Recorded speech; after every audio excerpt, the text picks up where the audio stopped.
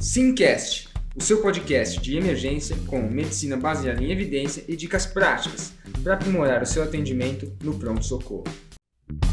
Fala galera, beleza? Tô aqui com o Vitão da Sim. Eu sou o Dudu da Sim e hoje no Simcast a gente vai fazer um episódio sobre analgesia no pronto-socorro. Como é que você tá, Vitão? E aí, Dudu, tudo bem? Tempo, hein? E aí, galera, tudo bom? E aí, vamos começar mais um tema muito legal que a gente vai conversar hoje sobre analgesia, né, Dudu? Boa. Então, acho que antes de começar a falar de analgesia, porque assim, analgesia é um negócio que todo mundo prescreve, né? Todo mundo na vida já prescreveu alguma dipirona, anti-inflamatório, até opioide, tramal, morfina. Então, é um remédio que todo dia a gente prescreve e talvez seja uma das coisas que a gente menos saiba. Então, esse podcast eu acho que vai ser muito importante para a galera.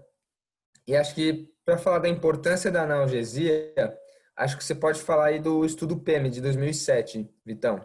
Solta aí para nós. E aí, Dudu, então acho que o estudo PEM é fundamental a gente começar a falar por ele, né? Porque a gente sabe não tem tanta pesquisa assim em pronto-socorro, muito menos do que em algumas outras áreas. E a ideia do estudo PEM foi única e acho que provavelmente é o maior estudo observacional que a gente tem epidemiológico de dor no pronto-socorro, né? O estudo foi patrocinado pela Joint Accreditation Commission, acho que o pessoal que está ouvindo a gente deve conhecer. Tem muito hospital que diz, nós somos certificados pela Joint. Então, o que é a Joint? A Joint é uma associação internacional cuja intenção é acreditar, avaliar hospitais e dar certificados de qualidade para aquele hospital. E na hora que a Joint começou a avaliar pronto-socorros e critérios de qualidade para pronto-socorro, um ponto que eles acharam importantíssimo, que provavelmente é um bom termômetro, um bom indicativo da qualidade do pronto-socorro, é como os médicos e a equipe daquele pronto-socorro manejam a analgesia. Então, para poder estudar mais ou menos como que isso funcionava, eles patrocinaram o estudo PEM, que é Pain in the Emergency Medicine Initiative, ou seja, uma forma de avaliar dor no pronto-socorro, né, nos pacientes da medicina de emergência. As estatísticas que eles encontraram são muito diferentes do que a imensa maioria dos médicos imagina na cabeça. São diferentes mesmo, e é por isso que vale a gente dar uma olhada nos detalhes da estatística para a gente ver como que aconteceu, né? Mais ou menos como que o estudo funcionava. Eles consideraram dor como dor quem trabalha em pronto-socorro sabe que dor é a principal causa do paciente procurar o pronto-socorro.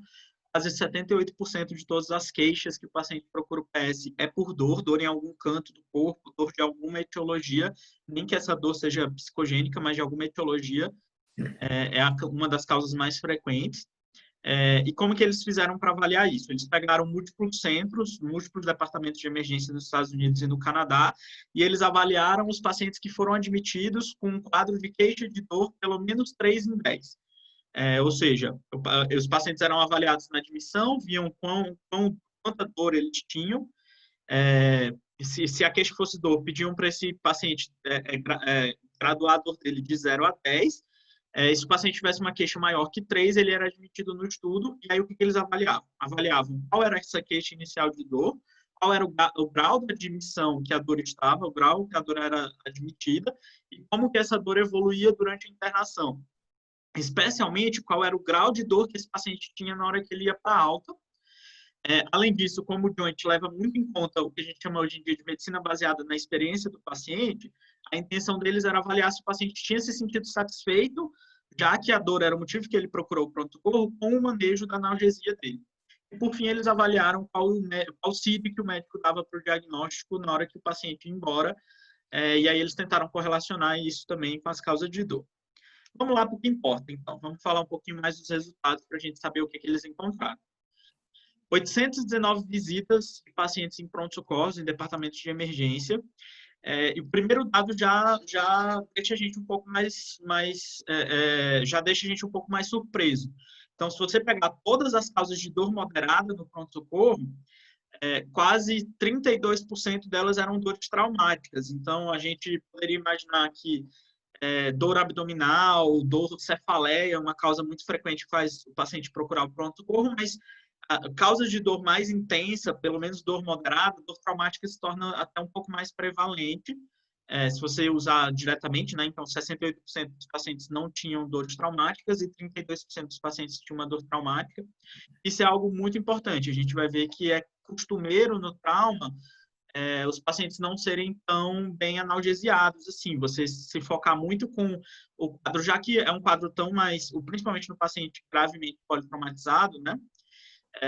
Você acaba de vez em quando se focando muito no tratamento da possível complicação que ele tenha do trauma e às vezes você esquece um pouco de tratar a dor. Isso é algo importantíssimo da gente avaliar. E as outras causas de dor clínica, né, dor não traumática, são aquilo que a gente já imaginava mesmo, qualquer um que procurasse pronto-socorro. Dor lombar, cólica nefrética, dor abdominal, cefaleia, geralmente são as dores aí mais comuns. Dor pelo corpo, mialgia, né, são outras queixas que levam o paciente ao pronto-socorro. E aí, então essas queixas de dor traumática, não traumática, aí mudam um pouco a nossa visão da coisa, né? Mas o que mais muda, o dado que o estudo trouxe para a gente, que talvez seja mais importante, é justamente esse score médio de alta e de admissão, essa relação com alta e admissão. Então, se vocês imaginarem, pelo estudo, a média dos pacientes que eram admitidos tinha uma dor 8 em 10, ou seja, uma dor muito severa, uma dor muito intensa, né?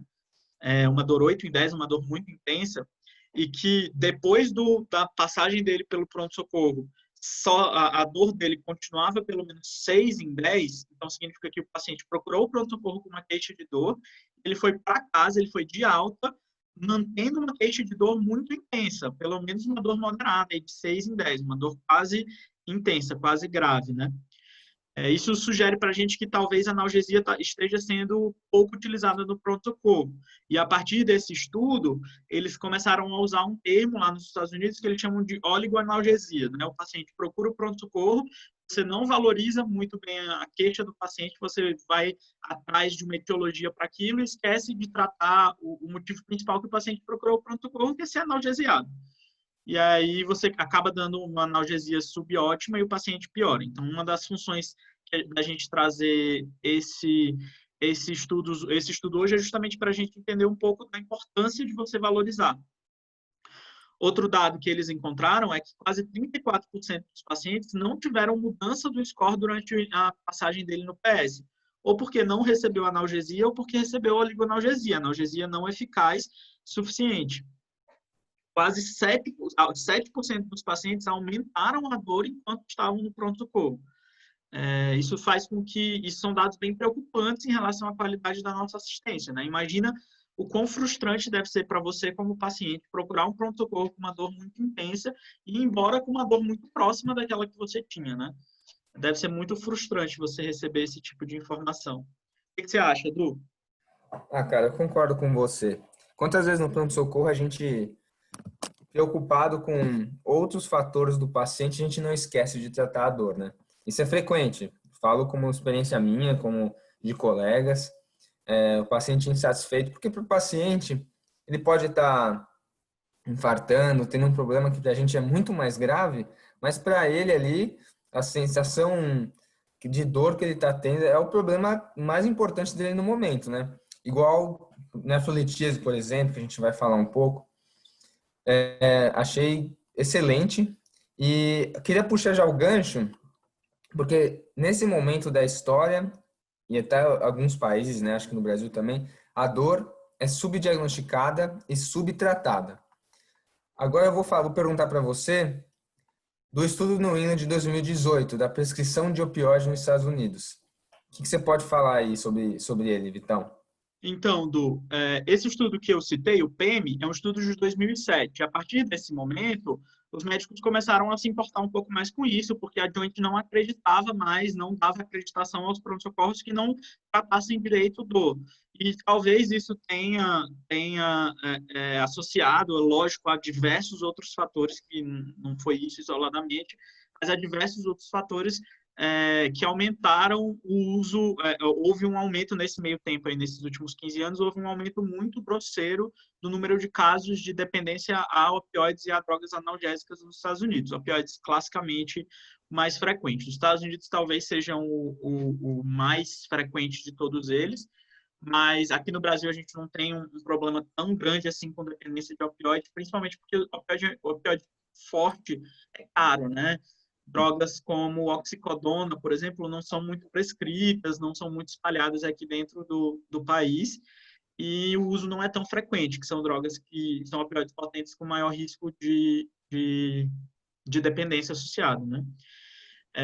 Para poder dar uma informação, mais ou menos, para poder ter mais informações sobre como fatores que contribuíram com esse índice aumentado de casos de dependência a opioides nos Estados Unidos, o New England publicou um estudo em 2018 com 215 mil pacientes.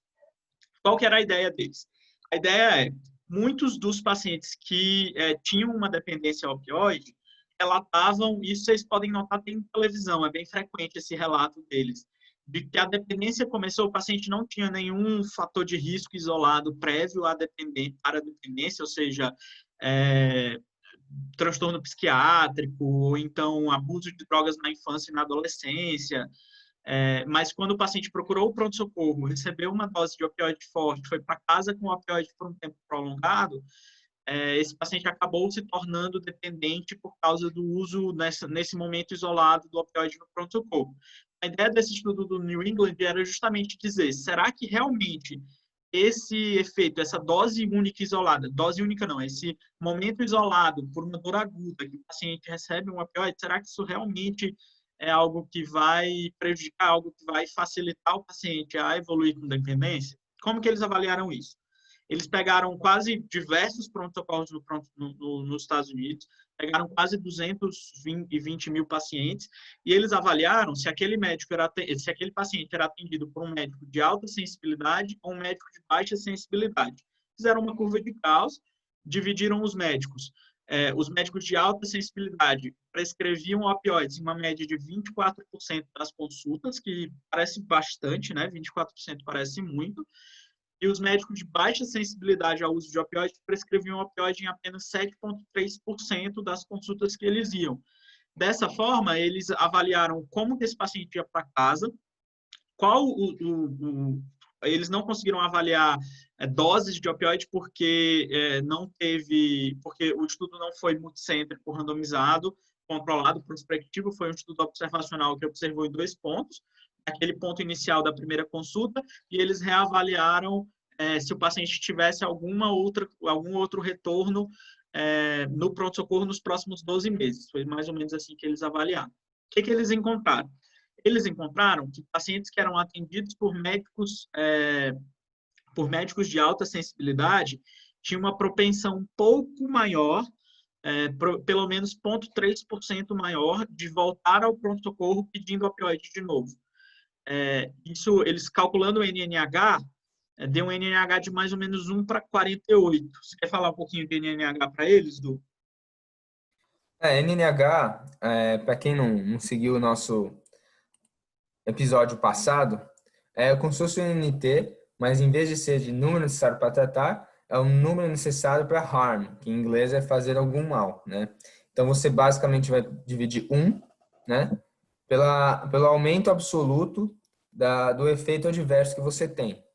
E aí, ou seja, a cada 48 pacientes que receberam esse tratamento, um teve maior propensão de ter retorno por conta do uso de opioide. Esse seria a interpretação do NNH. Que é um número que, mesmo não sendo muito, muito, muito, muito significativo, é um número significativo, importante, e algo que sempre preocupa a gente, né? First do no harm. Então, primo non nocere, né? Então, a nossa ideia inicial é evitar que o paciente lesione. Então, a gente está falando sobre a importância da analgesia, a gente tem que entender um pouco que talvez ser muito agressivo com a analgesia seja algo que também não é benéfico para o paciente, que pode causar mal, né? Principalmente com drogas que têm um índice de efeitos colaterais importante. O opioide tem um índice de efeitos colaterais importantes, e esses pacientes, outro dado de efeito colateral que esse estudo do New England mostrou é que esses médicos, esses pacientes que eram atendidos por médicos de alta sensibilidade, eles tinham um risco maior de voltar ao pronto-socorro com algum momento, com algum relato de queda ou fratura, ou seja, talvez tinham intoxicado, talvez o uso crônico, acabaram se tornando usuários crônicos e talvez tenham ficado com algum grau de sequela de dependência ao uso da medicação. E isso fez com que eles tivessem um risco maior de voltar com queda, com fratura, com algum sinal de efeito colateral da droga, né? O que eles compararam é que pelo menos 1,4 vezes maior o risco desses pacientes os pacientes foram atendidos com médicos de alta sensibilidade, quase 1,4 vezes maior a chance deles voltarem ao pronto-socorro com admitidos cuja queixa principal é uma intoxicação por opioide. Então, tá na hora da gente dar uma reavaliada aí se realmente prescrever opioide forte no pronto-socorro é uma boa conduta. A gente tem que dar uma olhada, avaliar caso a caso, lógico, mas você tem que dar um suporte para o paciente também, não é só prescrever a medicação para dor e dizer se vira e não se importar mais com aquilo que o paciente vai ter ou com as consequências daquela ação que a gente pode causar, né? Pô, brilhante, Vitão. Cara, acho que foi pegar esses dois artigos e traçar o paralelo foi brilhante, porque agora que eu tô aqui nos Estados Unidos, eles falam isso, né? Que eles chamam de movimento de pêndulo. No começo ninguém dava nada para dor, todo mundo ignorava. Depois todo mundo começou a dar tudo e querer zerar a dor do paciente. E agora eles estão vendo que tem que ter um equilíbrio, né? Porque aqui está tendo a crise do opioide. Todo dia a gente vê paciente vindo no pronto-socorro querendo mais opioide, renovar a receita ou com dependência. Tem até tráfico de opioide na rua. Então, é uma crise importante. Eu não quero que isso chegue no Brasil, pelo amor de Deus. Então, a gente tem que ter, a gente como médico que dá medicação analgésica para esses pacientes, a gente precisa ter noção de que não é para subtratar, nem para tratar em excesso, né? Sobre tratamento. Certo, Vitão? Justíssimo, Du. E vale a pena lembrar as limitações desse estudo, né? Esse estudo foi observacional, não tinha controle randomizado, as prescrições de opioides eram muito variáveis, então alguns médicos prescreviam tramadol para casa, que era uma medicação intermediária, um opioide moderado, enquanto que alguns outros médicos prescreviam oxicodona, que é uma medicação que a gente conhece como tendo maior risco de dependência. Então, vale a pena a gente reavaliar e precisa ter mais estudo para a gente ter certeza do real benefício de prescrever opioide para casa para esses doentes, né? Não estou dizendo que não é para a gente fazer de maneira alguma, estou dizendo que se você tiver outras opções e se o paciente for bem orientado, são situações melhores para você prescrever do que ficar dando indeterminadamente opioide para todo mundo que procura no PS. E algo que é muito justo a gente levar em conta que talvez seja um fator protetor para a gente aqui no Brasil, é que nós temos alguma opção diferente de analgésico que os Estados Unidos não têm, né, Du? Que é o dipirona, né? Dipirona acho que é o nosso arroz com feijão aqui do Brasil e que é um analgésico bem mais potente do que a gente valoriza ela de ser, principalmente a dipirona endovenosa, né, Du? Nossa, eu concordo. Adoro a dipirona e sinto falta da dipirona. Bora, Vitão, vamos adiante agora. Agora, vamos falar mais especificamente de algumas patologias e analgesia. A gente não vai entrar com muitos detalhes, mas a gente vai tentar fazer o máximo baseado em evidência possível, certo, Vitão? Então, vamos começar. Dor abdominal, né? Tem sempre aquela ideia de que, olha, não quero camuflar a dor. O que você pode falar disso, Vitão? Então, Du, acho que isso é fundamental e eu tenho certeza que isso acontece em quase todo pronto-socorro aí do Brasil afora. Peço até para quem estiver escutando a gente, descreve sua experiência com isso nos comentários para a gente ter uma noção da grandeza de que isso é. É muito frequente, principalmente entre as equipes de cirurgia geral, a discussão de se eu dou analgesia para o paciente que é admitido com dor abdominal, se isso vai mascarar a evolução dele para um quadro mais grave, especialmente para o exame físico.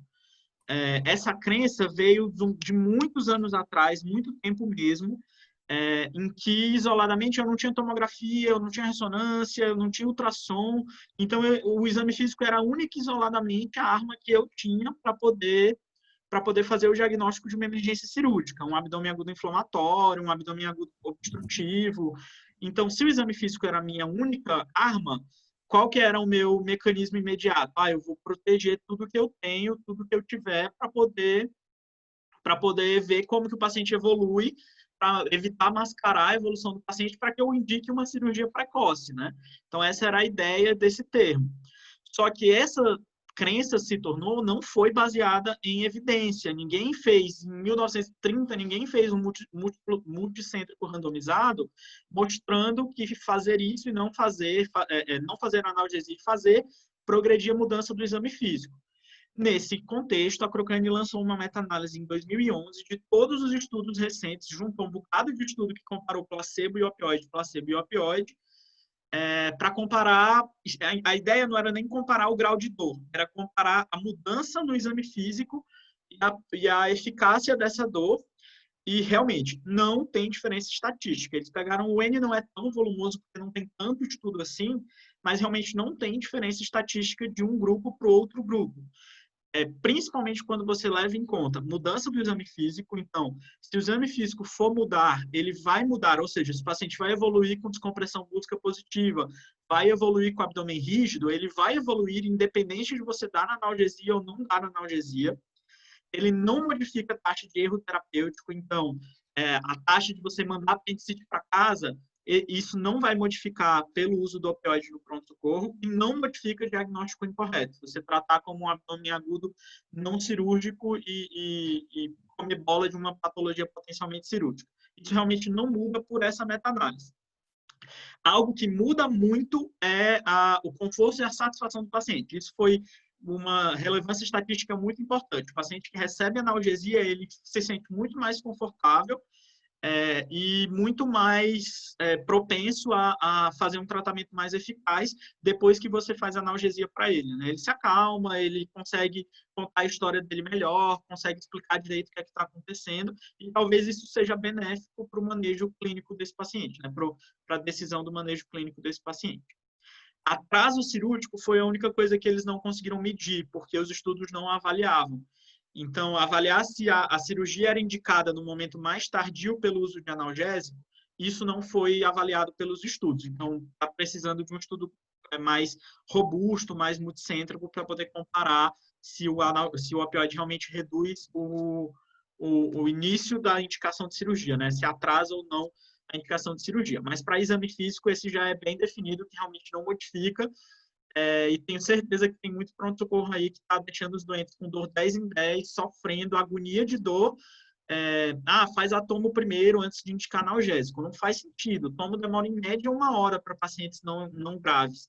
Não tem como você deixar um doente com dor 10 em 10, 1 hora sem receber analgésico. Não faz sentido isso e não tem evidência científica que justifique esse tipo de ação. Essa acho que era a mensagem mais importante para a gente deixar em relação à dor abdominal. Né, Edu? Não fazer analgesia, eu já vi muito médico fazer isso, mas não fazer analgesia por conta de camuflar o exame físico é bem frequente nos pronto-socorros do Brasil. E esse estudo, para mim, mostra que a gente tem que basear mais nossas condutas em evidência. Assim, o racional existe, né? Mas a evidência por si não é fraca, né? Então, acredito que ficar segurando a analgesia para falsear o exame não faz sentido, né? Depois desse estudo aí, dessa revisão da Cochrane. Super concordo, Du. Acho que é isso que a gente tem que valorizar mesmo. A analgesia é um sinal vital, né? Então, se você não trata o sinal vital, o paciente piora. Você tem que tentar normalizar. A gente evita normalizar sinal vital à toa, mas se o paciente está com uma dor 10 em 10, eu tenho que valorizar aquilo, né, Du? Então, se a gente vai valorizar, a gente tem que ter armas para isso. Se a gente vai fazer analgesia bem feita, a gente tem que ter armas para isso e a gente tem um pouco de evidência para nos ajudar a tomar as nossas decisões. E aí, Du, se você tiver um paciente com dor muscular, o que você dá de remédio para ele? Bom, dor muscular acho que é extremamente frequente, né? Todo mundo pega dor muscular no pronto-socorro, em qualquer plantão, tem um familiar que teve dor muscular, né? Então, eu queria, assim, geralmente a gente usa anti-inflamatório, mas eu queria focar aqui em 2 medicações, para a gente ser mais direto. Primeiro, o de ciclobenzaprina, que a gente usa muito, relaxante muscular também, né? Teve uma meta-análise, se não me engano, da ACMJ, que pegou 46 ensaios clínicos. 46 ensaios clínicos, é bastante. Basicamente para espasmo muscular, principalmente das costas, né? Dor lombar, dor no pescoço. E o que eles viram, né? Que o NNT da ciclobenzaprina variou de 4 a 7. Teve uma melhora moderada na dor de 4 a 7. Ou seja, a cada 4 a 7 pacientes que eu trato, eu tiro a dor por conta da ciclobenzaprina. Só que tem duas coisas, né? A maioria dos trials não eram cegos, certo? E a ciclobenzaprina tem um NNH, Number Need to Harm, de 4 a 5, sendo os principais sintomas adversos, como sonolência, tontura e sintomas antimuscarínicos, né? Com boca seca, constipação, retenção urinária. Então, se você for pensar, meu NNT é muito parecido com o meu NNH. Então, na verdade, eu estou trocando a dor por um outro efeito adverso, certo? Então, significa que a ciclobenzaprina não é útil? Não, não significa isso, mas significa que se o paciente vai com muita dor e ele achar que talvez valha a pena trocar a dor por ficar mais sonolento, ficar grogue, ficar com tontura, vale a pena? Acho que aí vale a pena prescrever a medicação. Então, acho que no contexto da ciclobenzaprina, vale a pena a gente discutir com o paciente. E eu gostaria de enfatizar também, nesse contexto de espasmo muscular, uma revisão da Cochrane também, que teve 206 estudos, teve 30.700 pacientes incluídos, que é com medicação que a gente não dá valor, mas que depois desse estudo, que é de 2017, se não me engano, eu comecei a usar. E eu usei como pessoa, assim, e realmente, não sei se foi um placebo muito forte, mas para mim funcionou. Que é basicamente anti-inflamatório tópico, né? A gente não dá muito valor, mas nesse contexto de tanto entorse, né, quanto de espasmo muscular, parece ser eficaz. Tem um NNT que varia de 1,8 a 4,4 nos principais estudos, com anti-inflamatório tópico, principalmente de clofenaco, cetoprofeno e piroxicam. Com um detalhe que gel foi superior a creme, então dá preferência pelo gel. E se você for ver o NNH comparado com placebo, não teve diferença, então não foi estatisticamente significativo. Então é uma medicação segura que realmente deve ter um efeito principalmente para espasmo e entorse, né? Bom, então, mantendo nossa discussão aí da dor, tem um paciente típico que chega aí no pronto-socorro com muita dor, que é um paciente com nefrolitíase. E aí, Vitão, o que você revisou aí sobre nefrolitíase? Então, do nefrolitíase muito frequente, né? A gente vê todo dia no pronto-socorro. E é uma patologia meio difícil de tratar. A gente tenta ser o mais agressivo possível, porque é uma dor hiperaguda, 10 em 10 na maior parte das vezes. Você precisa tratar aquele paciente de maneira eficaz, e que na maior parte das vezes você não vai conseguir tratar a patologia de base imediatamente, porque é muito raro a gente fazer cistoscopia ou nefrostomia no paciente no pronto-socorro mesmo. Na maior parte das vezes o tratamento vai ser conservador. Você não vai tirar a pedra, você vai tentar diminuir aquele espasmo, aquela dor que está sendo causada pela nefrolitise. Então, você precisa ter armas para ser eficaz em tratar esse doente, já que o tratamento sintomático vai ser a base da conduta para o tratamento daquela patologia. Então, tem 2 estudos randomizados relativamente pequenos, mais ou menos uns 51 pacientes, comparando o anti-inflamatório, indometacina foi utilizado, com o opioide, morfina. Não teve diferença muito estatística, exceto nos pacientes que tiveram o grupo opioide teve uma redução da dor um pouco mais rápida do que o grupo anti-inflamatório. E é algo esperado, né? O início de ação do anti-inflamatório é um pouco prolongado mesmo, um pouco mais tardio. Outro estudo comparou cetorolaco com meperidina. O cetorolaco foi relativamente superior à meperidina em deixar o tratamento mais cronificado do paciente. Então, o paciente tem menos relapse de dor, né, menos retorno da dor. E uma meta-análise de quase 20 randomizados, com quase 1.600 pacientes, mostrou que o AINE e o opioide é praticamente equivalente, né? Então, vale a pena a gente sempre ponderar qual das duas medicações a gente vai utilizar. Mas a gente tem alguma evidência dizendo que pelo menos os dois são eficazes e que vai fazer bem para o meu paciente, tá?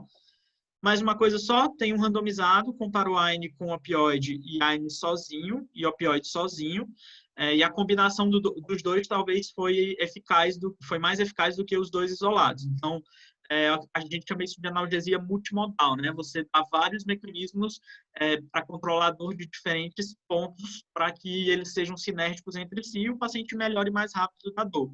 Talvez para nefrolitise seja uma boa indicação a analgesia multimodal para esse doente, você fazer vários analgésicos ao mesmo tempo, porque a minha ideia é tratar rápido e tratar de maneira eficaz, diminuir aquela dor que está tão intensa. Então, idealmente, AINE é uma primeira medicação eficaz e associar opioide, se o paciente não tiver melhora, talvez seja uma boa conduta aí baseada em evidência para a gente tomar, né, Edu? Boa, concordo. É o que eu tenho feito no pronto-socorro. Antigamente eu fazia muito opioide. Depois que eu li esses artigos, estudei um pouco mais como você fazer AINE. E realmente, na minha experiência própria, o AINE tem sido suficiente para a maioria dos pacientes. E para finalizar, Vitão, eu queria falar de dor lombar também, que é uma coisa que a gente pega, que eu já falei um pouco, mas falar um pouco mais de anti-inflamatório. E depois da cafeína, que é um negócio que a gente sempre vê naquele Dorflex, naquelas medicações combinadas, né? Então, da dor lombar, teve uma revisão da Cochrane de 2008, com 65 artigos, teve um total de 11 mil pacientes, mais ou menos, e mostrou que tanto o anti-inflamatório quanto o paracetamol, né, não testaram dipirona, infelizmente, que é um estudo, a maioria dos estudos são americanos, foram muito melhores que o placebo e reduziram a curto prazo o score de dor, né? Tanto no agudo quanto no crônico também. E se você comparar os efeitos adversos, o Tilenol, o paracetamol, teve menos efeitos adversos comparado com o anti-inflamatório. Se você for ver os principais efeitos adversos dos anti-inflamatórios, são aqueles clássicos, né? Tanto sangramento de trato gastrointestinal, úlcera péptica, disfunção renal e alguns, principalmente alguns seletivos, acabam aumentando o risco cardiovascular em algum grupo específico de pacientes. E sobre a cafeína, para finalizar, esse eu achei bem interessante, né? Porque eu achava que não tinha evidência, mas fui atrás, e tem uma revisão da Cochrane também. Essa revisão da Cochrane pegou basicamente pacientes usando paracetamol ou ibuprofeno combinado com 100 mg de cafeína. Para quem não sabe, 100 mg de cafeína, eu fui dar uma pesquisada, num cafezinho brasileiro forte, equivale a 250 ml. Né? Não precisa ser a pílula de cafeína, mas são 250 ml de cafeína. E eles viram isso para a maioria das dores, mas principalmente dor de dente, dor pós-parto e cefaleia, né? Que são os que têm mais evidência, mas pode ser para qualquer tipo de dor. E eles viram que o que eles fizeram? Os pacientes que tiveram 50% de redução da dor nas 6 primeiras horas depois da administração do remédio com a cafeína, aumentou em 10% o número de pacientes que chegou nesse nível de dor reduzida. Ou seja, dá um NT, na verdade não é 10%, 5 a 10%, varia com o estudo. Isso dá um NT médio aí de 14, certo? E, em compensação, os pacientes tinham alguns efeitos adversos, que eram insônia, agitação, ansiedade, nessas 6 horas aí que tinham tomado a cafeína. Assim, pensando nessa revisão, acho talvez justo adicionar a cafeína, principalmente se for de dia, num paciente que se dá bem com café, talvez faça sentido. O que você acha aí, Vitão? Acho justo, né, Edu? É aquilo que a gente estava falando, a analgesia multimodal talvez seja o mais indicado aí em alguns casos. Você associar medicações com efeitos sinérgicos, talvez você reduza a incidência de efeitos colaterais, porque você não dá doses tão altas de medicação, e o paciente às vezes tolera melhor, melhora mais rápido, né?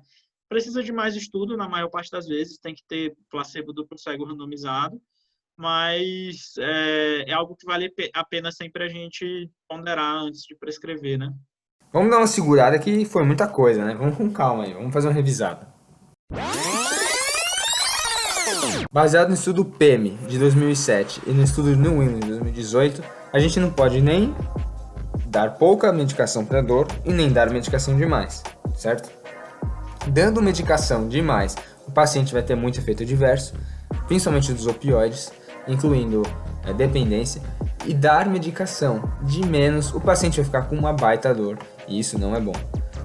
Quanto à dor abdominal, hoje em dia, pela meta-análise da Cochrane de 2011, esse negócio de ficar segurando a analgesia para não falsear o exame físico, não existe mais. A gente tem ultrassom, a gente tem tomografia, a gente tem ressonância magnética. Não vamos comer essa bola. Paciente com dor, não vale a pena a gente ficar segurando a analgesia. Quanto ao uso de relaxantes musculares, certo? Ciclobenzaprina principalmente. NNT igual a NNH, em torno de 4. Ou seja, eu troco um efeito adverso pela melhora da analgesia. Então o que eu faço? Eu converso com o meu paciente. Você topa trocar sua dor por uma tontura, por uma sonolência, por um efeito antimuscarínico? Se ele topar, talvez valha a pena dar. Anti-inflamatório tópico, revisão da Cochrane também. Primeiro, gel superior a creme. Então, para dor muscular e torção, entorse, o anti-inflamatório tópico tem um NNT de 1.8 a 4.4, que é muito bom e não tem efeitos adversos importantes. Vale a pena a gente tentar. Outro ponto, nefrolitíase. Anti-inflamatório e morfina ou opioides de forma geral, fortes, são equivalentes.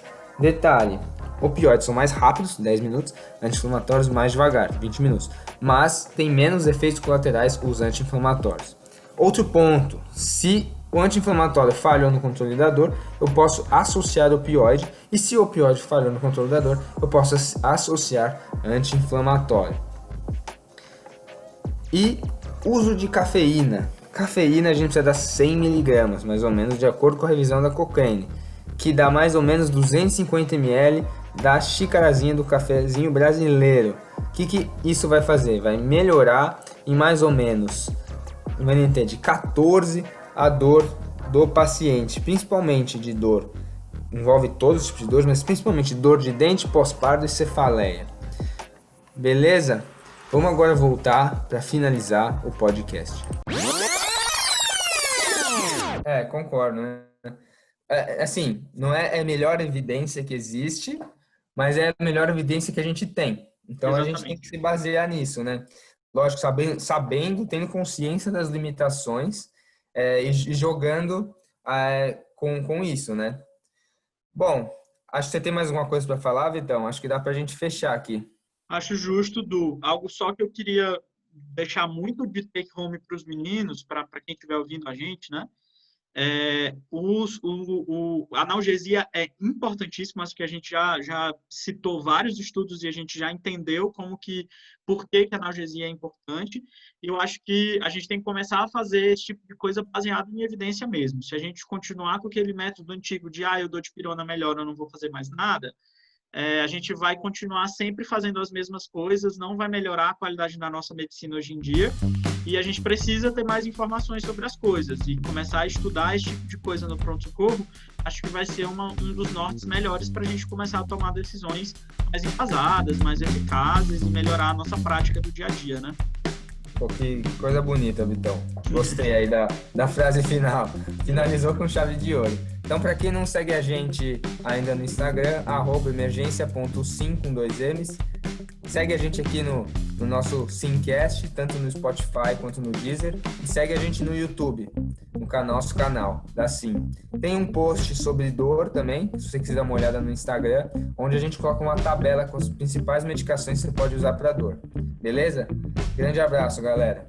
Um abraço, valeu, meninos, até a próxima.